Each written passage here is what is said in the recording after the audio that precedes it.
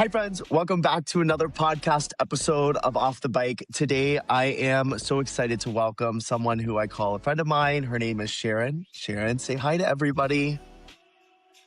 Listen, Sharon is a writer at our Naperville studio. And when we were discussing all that we could talk about on this podcast, Sharon, the things that you and I talked about as we were outlining it, I just cannot wait for everyone to hear this. So without further ado, I think we should just jump in. Why don't you give a little intro on who you are, and then I'll start dissecting the conversation from there. Sounds great. I'm Sharon Mulyk. I live in Plainfield, Illinois. I am a lawyer. I do family law and collections. I have 4 kids, and actually my baby's birthday is today. She's 21. I have 2 dogs, and that's it about me, I guess. Listen, you love concerts. We can't forget that. Traveling, yes. Can't forget that. Maybe we'll talk about that further on in the episode. Well, today I want to talk about your journey before Zenergy, how you found Zenergy, and what Zenergy is for you now. So why don't you, like, for the people that are listening, whether they are a Naperville writer or they're at any of our other studios, why don't you tell me about life before Zenergy, and then we'll dig in from there. Sure. Life before Zenergy was way different than life after Zenergy, for sure. So before Zenergy, I was just doing my daily thing, being a lawyer, being a mom. I was married, had all, just the daily grind doing that. October of 2023, my husband passed away unexpectedly from a heart attack. And my life just fell apart. And I had my kids with me, and they were trying to do what they could to get me back out there. They're like, "Mom, you're still young. We need to you need to be living life, not being sad." So I was doing boxing and just wasn't finding the community that I wanted or the outlet that I wanted. And so my daughter Cameron said, "Hey, come try Zenergy," because she had just started riding there and she was trying so hard to get me to go there. So I was like, you know what, I'll go. I went totally not expecting to love it. Just was like, hey, I'm going to go because she's asking me to go.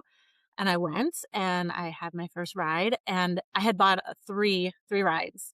And right after my first ride, I went up to the desk and I bought a membership because I was like, I just love this. It was everything I needed, everything I wanted. And I haven't stopped since. Sense. Crazy. Okay, so let's talk about your kids. So today's Cameron's birthday, right? Mm-hmm. Yes. So Cameron also, for those listening, Cameron worked our front desk before she went off to school. Tell me about the kids. Give us. Sure. So I have 4 kids. My oldest is, she's going to be 26 this year. She is a social worker in Wisconsin. My second one is going to be 24 in April. She is also getting her master's in social work. My son is going to be 22. He is a finance major at Illinois State. And then Cameron Page is 21, and she is a sports media marketing, all that fun social media stuff at University of Nebraska. Love it. When she's listening to this, Cameron, I'm just saying happy birthday to you from the future. But I told your mom that I said happy birthday today. So, um, the kids, obviously, you talked a little bit about losing your husband. We talked about this on the discovery call, and the kids were there to really lift you up and get you through it. Can we go through what life was like during that time of life literally changing in the blink of an eye, Yeah. and what that really meant? Like, how did you do it? I don't know how I did it because I was in such a state of shock. I think that, but for my kids, I don't know that I would have made it through because life just stops and everything you knew before is over. You have to start over, and it's a scary feeling. It's a scary concept. I was lucky to have my kids with me because they each played an integral role in keeping me going. And I would like to think that I played an integral role in keeping them going as well. I really just had to reinvent myself and also keep a little bit of the past because I do have my kids, right? Yeah, So Zenergy really was a huge part of that as well. It was like yeah. my daily therapy. So let's talk about that. So when that happened, how far after did you actually start writing at the studio? It was exactly 2 months after. Yeah, 2 months. And I Wow, wow, think I wow. cried through the whole first Zen moment Yeah, because it was just so everything that was the music that was going, the words that were being said, the emotions I was feeling just hit me. And I yeah, knew in that moment, oh, this is the space I've been looking for. And yeah, it felt safe and it felt therapeutic, very yeah. therapeutic. at Yeah. So is it fair to say that that first ride, you walked in expecting something completely different than what you got? 100%. I walked in thinking What were you expecting? I was expecting to be sore. Yeah.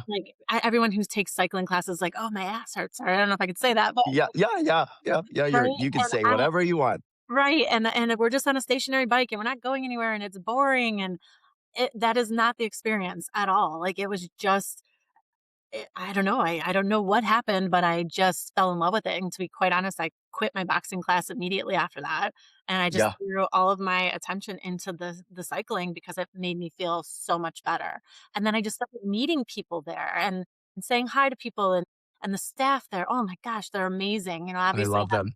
I have some of my favorites, but yeah, everybody's amazing, and then you meet people and you meet friends, and then I've been bringing some of my friends, and it's just such a welcoming environment and a safe environment. Yeah. You talked about having to reinvent yourself. So, I mean, I can only imagine quite literally from scratch. So, how did you even go about that even outside of Zenergy? Like what did that really look like? So, yeah, so that was it's been a journey, and I think I'm, like, into year 3 of it now, and I'm starting to remember things and coming out of that haze, but that first year after, I really felt like I had to be there just for myself and for my kids, and I needed to go through all of the experiences of that first year, all the firsts that we were missing him, all the firsts of things that my kids or myself were doing that he wasn't gonna be a part of, and I really needed to do that just us, just our core. And then after that year, then I started letting people into my life and telling them my story and letting them know what I was going through, and that helped with, Yeah. getting through that as well. And then, then I started dating, and that was a shit show, but hey, Listen, that's part of the I could journey. talk I could have a whole podcast just on dating, honestly, at this point. Let me know, Maybe I'll that share stories. maybe we'll grab our glass of wine and we'll just sit down and just tell stories. I think We're that would gonna be a need a good one. bottle or 2. Yeah, yeah. And so then started doing that, and then, started to figure out who I was and what I wanted and at this stage of my life, right? It's a Well, different and that's what I was gonna ask because, anybody having to reinvent themselves is tough. But having to reinvent yourself once you have such an established life takes a lot. I can only imagine takes a lot of self-discovery. it And does. so the amount of work, like what have you learned about yourself in that? Oh, that's what I was gonna say, you learn a lot about yourself. I've learned that what I wanted in the first half of my life is much different than what I feel like I want now in my life. I'm really kind of uprooting everything. I found this great guy that I've been dating, and I went to Tennessee for a month, and I explored the whole state of Tennessee, and now I'm bought land in Tennessee, and I'm gonna start building a house out there, and I think, like In other words, we have to open a studio in Tennessee now is what you're trying to yes. tell me, right? Percent. I'm good for that, 100%. Yeah, so I'm gonna, go from being this, like, city girl lawyer to living in a small town of maybe 600 people, and I wanna get cows and goats and homestead and You're do all that. speaking listen, you're speaking my language because on my socials, all I see are like the Highland cows. And I tell all of my friends, they laugh at me when they're listening to this podcast. They're going to text me. I know they will because I say, nowadays, I want to live on a farm in the middle of nowhere and I don't want anybody to bother me. I want to come home. I want to take care of my cows and my chickens. Yes, And that's it. That's the that's what life. I'm doing. That's my second Well, half of I'm my coming life. to visit. You're I'm coming to welcome, visit. all the I'm time. coming to visit. Oh my gosh. Okay, so you're at Zenergy, you're riding, and I I mean, it sounds like that's where a lot of the self-discovery work was happening in the space. I mean, on a daily basis, but in these rides, when these instructors are taking you physically and mentally to all these spaces, you come for your first ride, you get hooked, but then obviously you meet people along the way. Can you tell me a little bit about like the community that you built and have continued to build as you ride? Sure. So, at first you start seeing the same faces, right? And you're always afraid to say hi to them because you don't know these people. But then you're riding next to the same person every time, and you're going to the same classes with people all the time. Then you just start to say hi, and then that's what I've realized. Once you just start saying hi, and then all of a sudden everyone's talking to you, and everyone has a story, and everyone is excited to see you. And you walk into class, and they're hi, how are you doing? Or if you miss a class, it's hilarious. Well, where were you? You missed the class. Great. And it's just I keep saying a safe space, but it does feel really safe. Even the people there feel so safe and genuine. And I think because 'cause we're all there to do the same thing. We're all there to ride and like you said, get that physical reassurance and that mental reassurance as well. Yeah. Yeah. I don't know, my favorite parts of the ride are the Zen moments for sure. Absolutely my favorite parts. And for those, so tell me, so for those listening to the podcast, there may be some newbies listening. They don't know what the Zen moment is. Tell me what you get out of it and what the Zen moment is for you. Sure, for me, Zen moment is the ride right after Arms, so I'm so grateful. I Yep. only have one ride left, but that Zen moment is just the moment where lights are off, you're doing your ride. The music is usually, and like I said, that first whole year, the music I felt like was directed right at me, hit my heart every time. It's just music that you can hear the words, you're riding, you're just listening, and it just gives you those moments to be thankful for where you're at, what you have, that you're able to have a body that's allowing you to ride a bike, right? And you kind of push away those moments of sad or doubt or whatever, and you think, I'm actually just grateful for being here in this moment. And I'm grateful for the Yeah. people who are all around me and who are pushing me and supporting me. And so that those Zen moments are just such a peaceful time. And like I said, I have sobbed through a number of them. There are times I've left the studio and I've texted Cameron and said, "Oh my gosh, Aaron just emotionally wrecked me." But it's a good way, in a good way, you know? Yeah. So those Zen moments are just so, so good. I think one of to kind of echo what you were just saying, one of my favorite things about hearing different people's stories and being at the different studios is like everybody in that space has a different story, like you were just saying.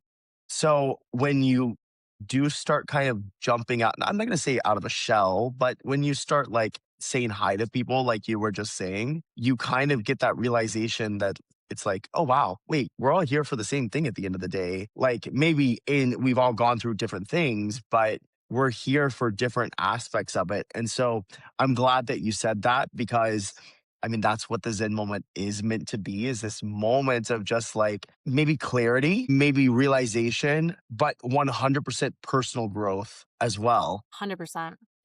So now you're still riding when you go today. What has shifted since your first ride to today? Good question. I was just actually thinking about that the other day when I was riding. Zen moments change, right? They change Hmm. how you are and what's going on in your life. So my Zen moments from that year one were all very like emotional and reflective and sad and thinking of future and thinking, what am I going to do, right? How am I going to live this life? And my Zen moments now are like the future. Like this is where I'm going. This is what I'm doing, and I have excitement for it. And at times you do also kind of piece the two together, right? Here's where here I think Aaron or Jay or anyone who the instructors are, they'll always say like it's where were you and where are you going? And they're always encouraging you to like look forward, keep looking forward, keep moving forward, keep going up. And that's just always very motivating. I love that. My favorite saying is Zenergy will meet you exactly where you're at Yep. every single time. Yep. So if you come in and you need that emotional release and you need like to really just let it all out, it's there for you. And if you're there to just have a crazy party of a time because you just want to like yell, it's there for you. Exactly. You know, it's there regardless. So who would have thought that Cameron would have brought you in? I mean, did she think that you were going to get hooked on it? Like, what No, was she thinking? no, and in fact, she gives me grief about it because she always says to me, "Oh, you took over my cycling. I invaded her space, I invaded her activity," but she has been so super supportive. Every milestone ride, she's there to, like, cheer me on, or when she was, or, leaving a note or whatever the case may be. So she's been great, but I'm trying to get her to come more now. I think she thinks like, "Oh, now that's your space, you took it over." So you talk about the future. We talked about the past, you talked about the future, and you just talked about it in the sense of a ride as well, of like them saying the past and looking forward to the future. You talked about Tennessee. Tell me how Tennessee came to be, like whatever you want to share with it, because I love Tennessee. So how did this come to be? And when do we have a timeline? Yeah, so after a year, after the first year, year and a half, got to about it was actually the 2-year mark. I was starting to feel like this is not my space anymore. The energy is not what I want it to be here. It's just not where I want to be. Now, are you still in the same house, same everything that Yep. you've been in? Okay. Same day to Okay. day, right? And so I know in my heart I need a change. And so I was kind of talking to my mom about that. And, I travel a lot, as you know, and I would be like, oh, I love it here and I love it here and I love it here. And my mom said, you know what you should do is rent a space, go somewhere, rent a space for a month, see if you like it, because you can love anything for a week, but can you live there? Can you like it? And so my first stop was Tennessee, and I love Tennessee too. I love Nashville. I love everything about Tennessee. So I thought I'm going to go spend a month in Tennessee. So Now, that's had you been there before just to or Nashville, just to Nashville. okay. So I Okay. went and I rented an Airbnb for a month in a small town in Tennessee, and I traveled the whole state of Tennessee just checking it out. And then by the end of that month, I did not wanna leave. I loved it there. I felt like it was giving me everything I needed. So I started looking for property, house to buy, and I couldn't find a house. And so then I came across this land and I loved it, fell in love with it, and I 30 acres of land is what I came home with. Wow, that's amazing. So in this trip, this is why I bring this up because I did something similar last summer where I went to Europe for a month by myself and I rented an Airbnb and it was the best self-discovery trip Yes, that I had ever done. Do you echo that statement about 100%. when you went? Yeah, because 'cause you're in an environment that's not yours. You're Yep, forced to come out of your comfort zone, and that's yep. where you really kind of feel like, "Can I do this?" Yeah.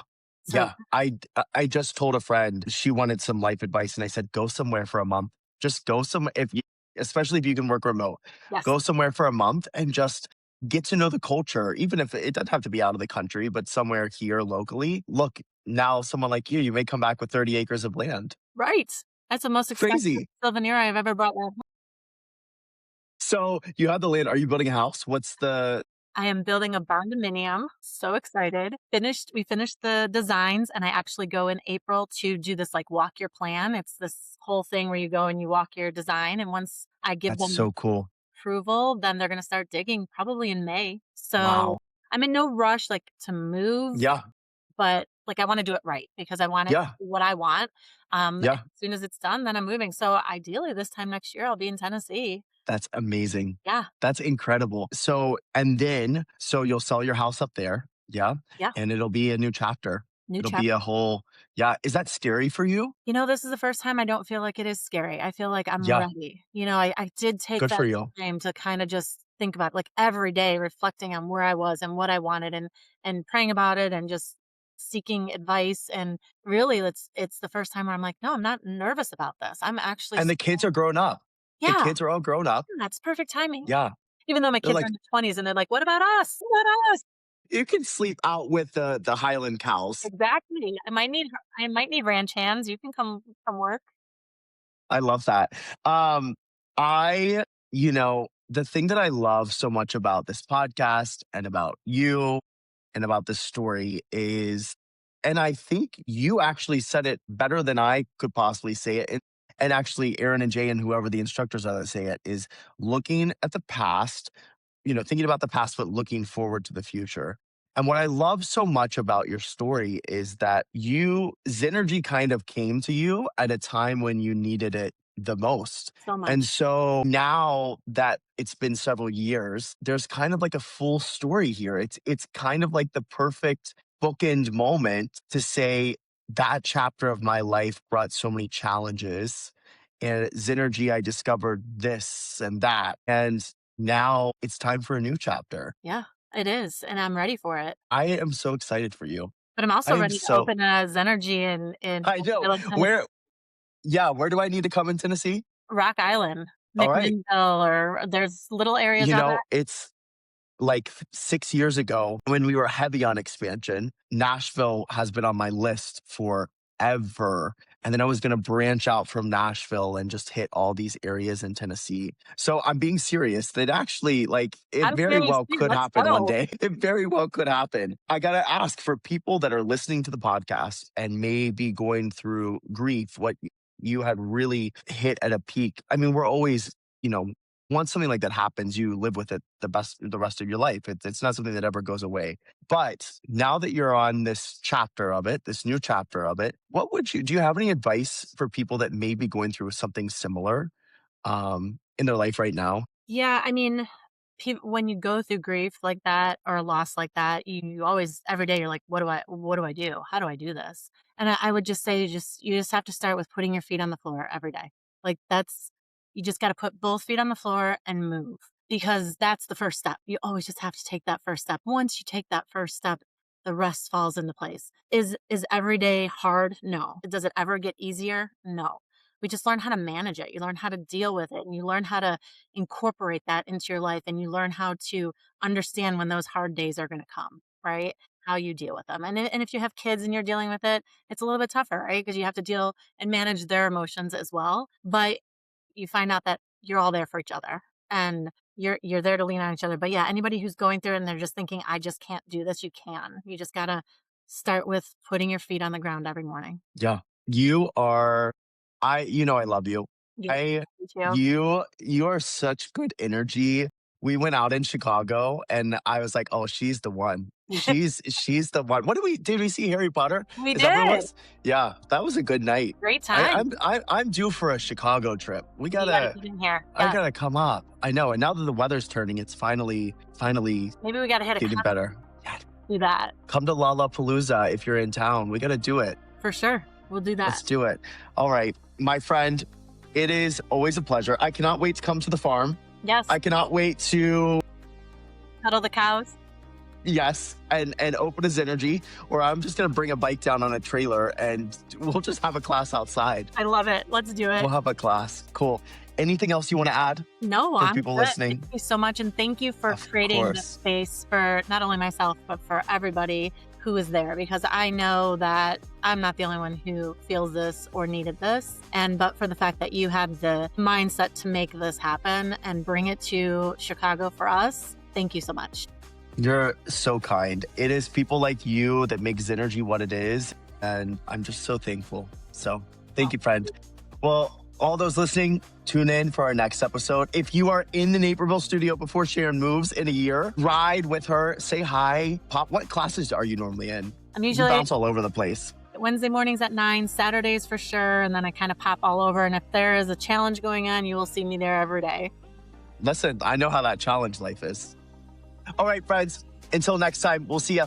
Bye. Bye.